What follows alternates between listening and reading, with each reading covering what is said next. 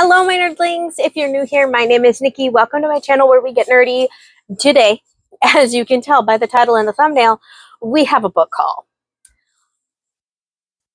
I have a book buying problem, but it brings me joy. And with the way my mental health has been this past week, we kind of needed it. But, however, not all of these I bought, for the record. I have one gift, and then 3 books, well, 4 books that I got at a bookstore, like an indie bookstore here, but they were discounted. So that counts. But we'll talk about them when we get to them, okay? First things first. The book that was gifted to me was If You Dare by Harmony West. This was gifted to me by Nicole. This is a dark bully hockey romance. That's all I need to know. I heard dark romance, which I love, but then you add on top of it hockey romance, which I like doubly love. I'm sold. But that's like a wicked eerie cover. And like the fact that we got, Jason's mask, and then like this hockey stick looks like a machete. But anyways, I can't wait. So we are following Violet and Wes. Violet, it says, I never meant to hurt anybody. Chloe was my best friend, and that night we were drunk and stupid, and we never backed down from a dare, and the one time she did, I wouldn't let her. Even though it was an accident, no one believes me. She was the girl everyone loved, and now I'm the girl everyone hates.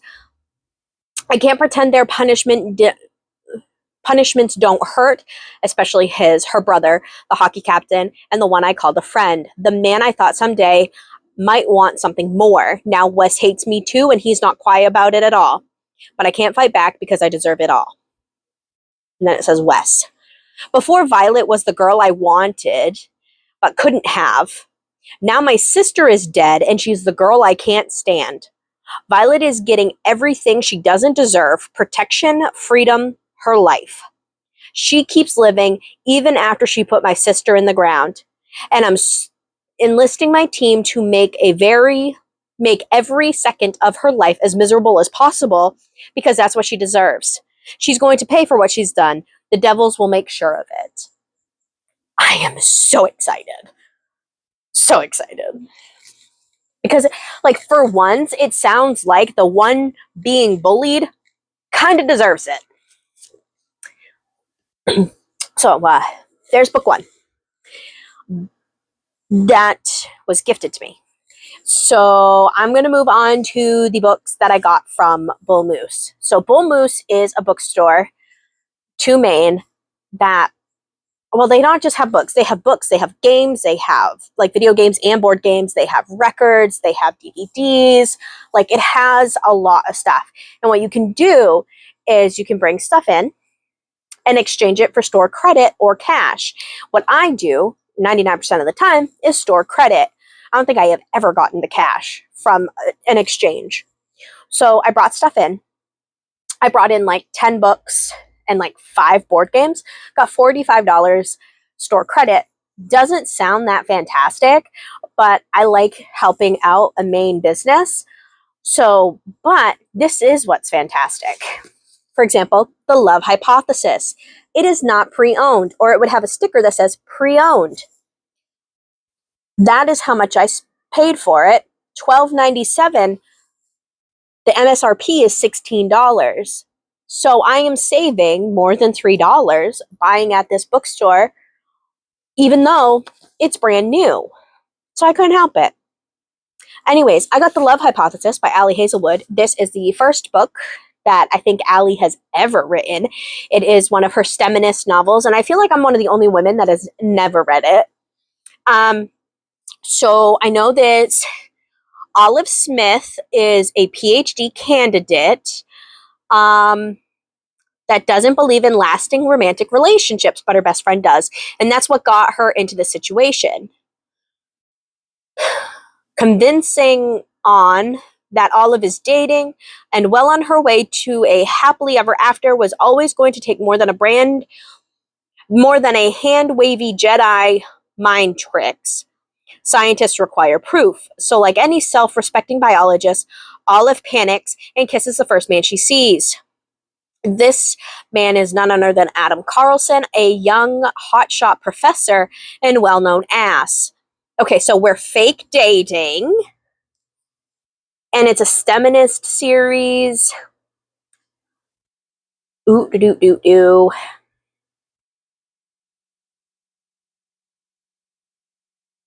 Okay.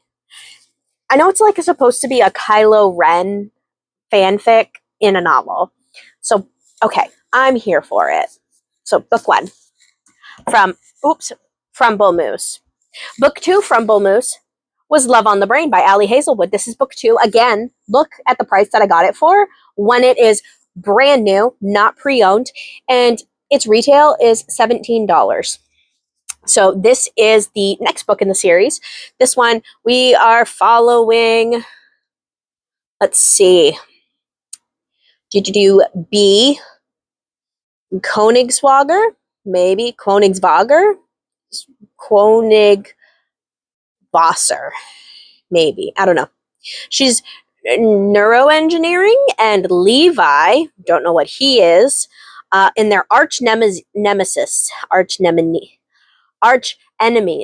Wow, I can't talk.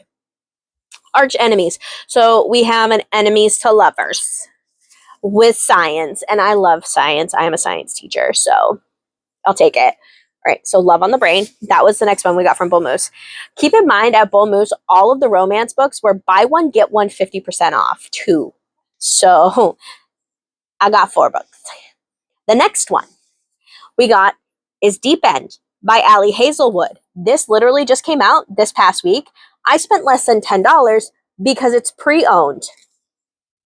So for $20, but look at this. I don't even think the person read it. Like, they must have, because the pages aren't sticking together. But for $8.97, I got a $20 brand new release. Yes, we love Bull Moose. This is a competitive diver and a swimmer jump into forbidden waters in this steamy college romance. I know that this is Ali Hazelwood's first sports romance, and I am here for it.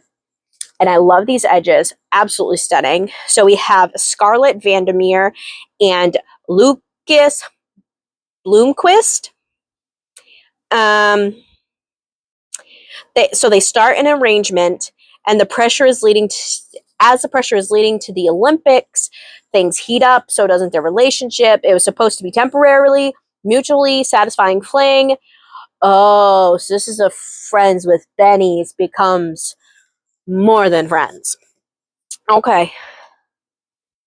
But when staying away from Lucas becomes impossible, Scarlett realizes that her heart might be treading into dangerous waters. I'm excited for this now. Oh, there's interesting art on the inside.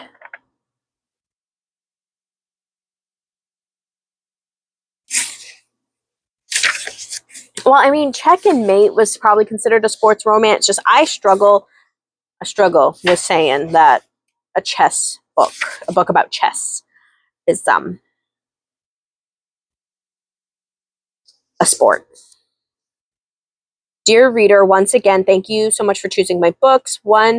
This one might be my favorite I've ever written, and I'm so happy it's out in the world. Before you dive in, I want you to know that this world contains consensual and negotiated explorations of kink, in particular of power exchange. If you choose to read it, please, I hope you enjoy the experience. Love, Ali. Okay. And then the last book that I got at Barnes & Noble, not at Barnes & Noble, at Bull Moose, was pre-owned. It is the 4th book in a series that I started last year. Funny thing is I own books 1, 3, and 4. I don't own book 2, and that is Filthy Rich Vampires for Eternity. I got this for $7.97 because it was pre-owned, but still, it's $17.99 retail, and this looks brand new. Like, there's no blemishes whatsoever. So I got this book for $10. I saved $10.02. I can't tell you what this book is about without spoiling the other books in the series, but this is basically Twilight for adults. It is spicy and all that. So there's those. Next. So a new edition of a favorite series, not my favorite because I've never read it, but like of a book world favorite came out. And I know that the 5th book in this world is coming out later this year. I've never read these books. I watched one of the movies, and I kind of want to read them. Okay? I saw this box set at Target for $50. So on the shelf, it was $55. The box set itself said $69. The website for Target, because I pulled it up on the app, was $51. And then I had a gift card from something, I don't remember what. So I ended up spending $48 on the entire reprinting of the Hunger Games set. So we have the Hunger Games with these beautiful edges.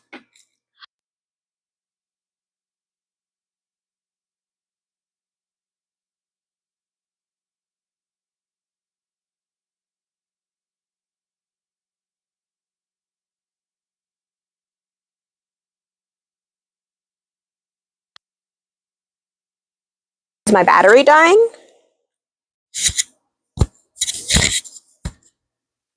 Now I don't know how much it didn't.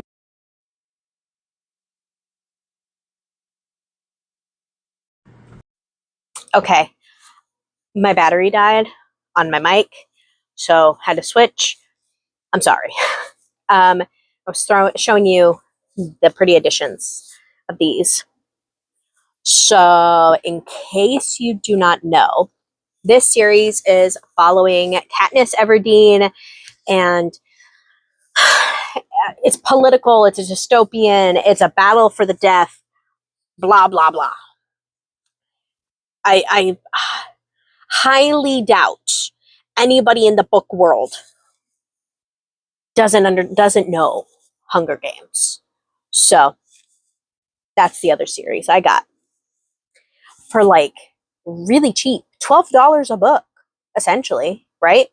48 divided by 4 is 12. Yeah.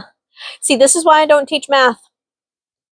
Anyways, the last 4 books I have here are from a little shopping venture at Barnes & Noble. I went there to buy things for my sons and got completely distracted when I couldn't find what I wanted for my sons. So I ordered things to ship to the store for them, and then the rest, the money I was gonna spend on my sons, I was like, I'll spend on myself instead. So I have 4 books here. 3 of them are fantasy. 1 of them is, shocker, a hockey romance. And I will go through them. I'll tell you what they're about, show you them, talk about what they're about, and whatnot. These I did pay full price for. Well, minus my 10% membership discount from Barnes & Noble. Because, I am paying full price for all my Barnes & Noble books. Not with the amount of money they get out of me. No, ma'am. Is this still working? I hope it's still working. So first, we have The Fake Out by Stephanie Archer. This is the second in the Vancouver Storm series. The first one is called Behind the Net. Let's see. An NHL staffer gets revenge on her ex by fake dating his rival teammate. Ooh, yes. I love fake dating. but soon discovers her very real feelings in this fiery hockey romance from viral TikTok author of Behind the Net and The Wingman, Stephanie Archer. Let's see, Hazel Hartley is a physiotherapist for the Vancouver Storm hockey team.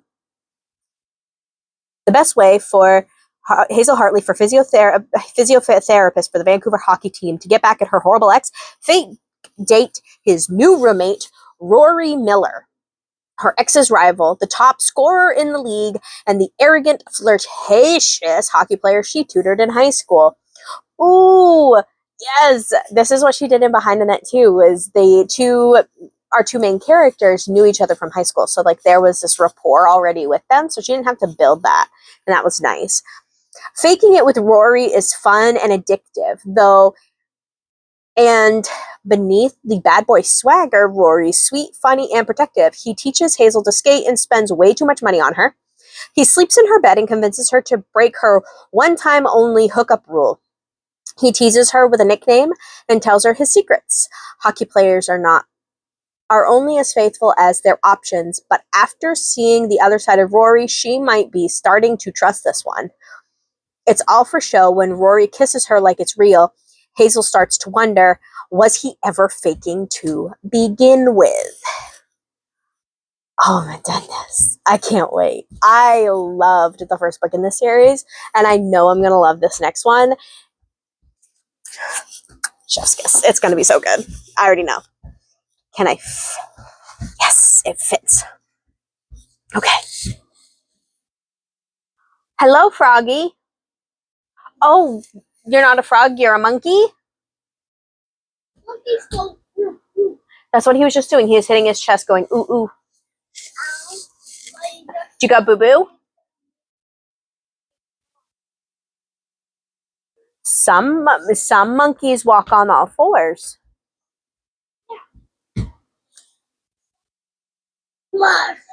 Muscles? Ow.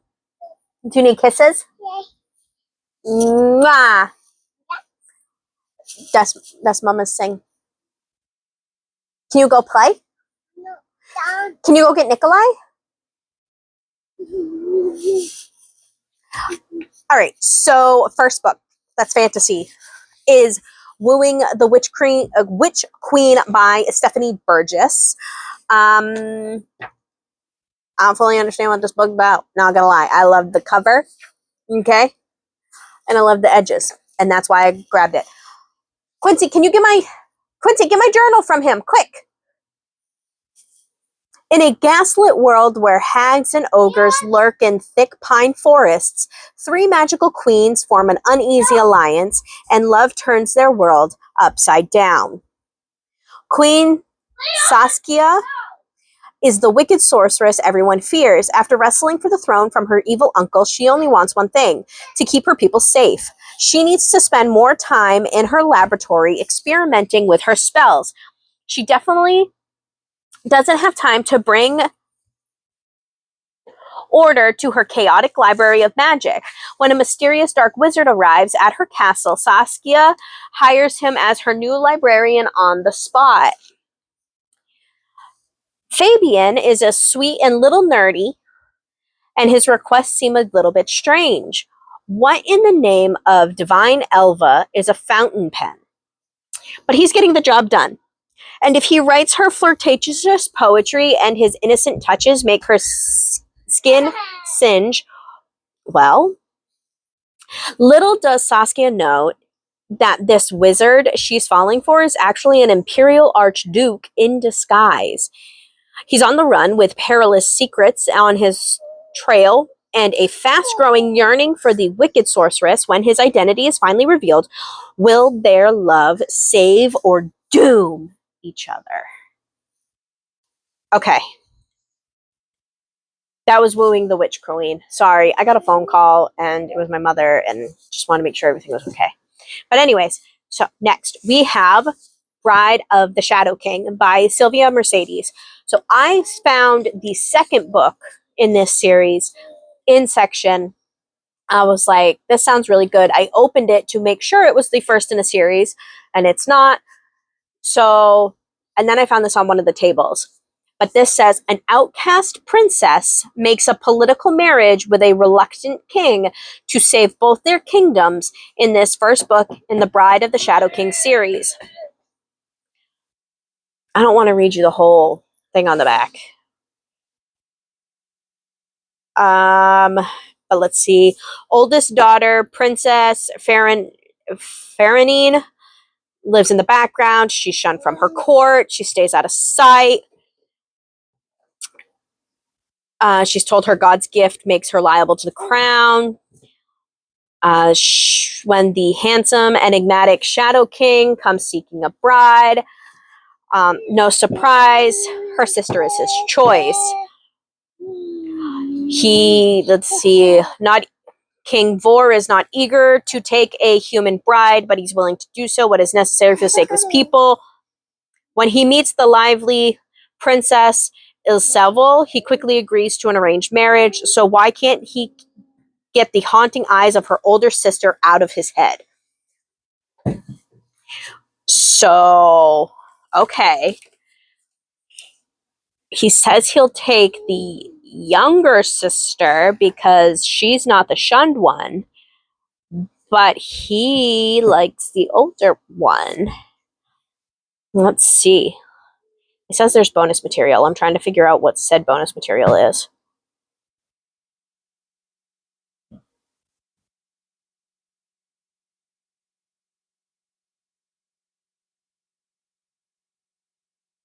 Oh.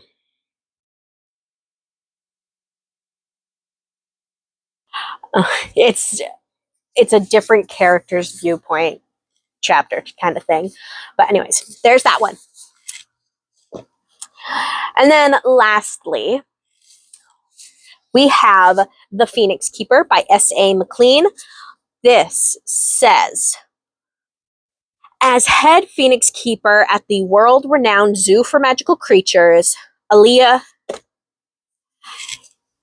childhood dream of conserving critically endangered firebirds is closer than ever. But when a tragic heist sabotages a neighboring zoo, she must prove she's capable of leading a new conservation program despite a looming threat. Especially, let's see, the biggest challenge isn't wrangling beasts, it's talking to people. Especially when the hotshot Griffin Keeper happens to be her arch rival from college, Luciana, an insufferable know-it-all with the face of a goddess who's convinced Aaliyah's beloved Phoenix would be better off as a performer than a passive conservation exhibit. With the world watching and the threat of poachers looming, Aaliyah's success is no longer merely a matter of keeping her job. The future of the species and her love life now rests on her shoulders. This is a queer romantasy, and I'm here for it. The idea of a magical zoo, of like phoenixes and griffins and all of those things just make me super happy. So, and I can't wait to read it. So there's that. So we're at 1, 2, 3, 4, 5, 6, 7, 8, 9, 10, 11, 12, 13. 1, 2, yeah, 13. 13 new acquisitions. Yep, because just what we need. But, oh well. Anyways, like the video if you did. Comment down below what you have bought recently for books. Which one sounds good to you? And what books you recommend me. Hit the subscribe button if you want to see more. And until next time, you are loved and you are valued.